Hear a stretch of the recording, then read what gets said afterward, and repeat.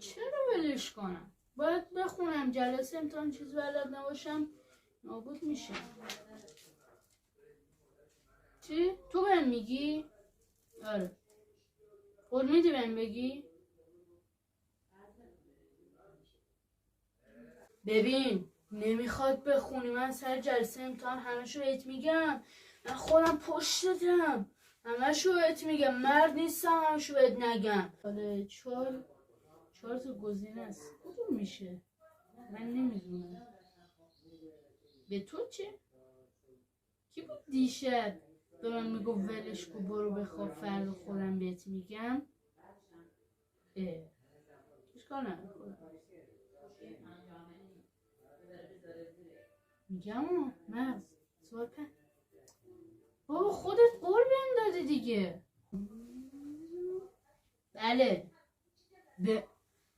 گیری کردیم و میخواستی خودت بخونی، به من چه؟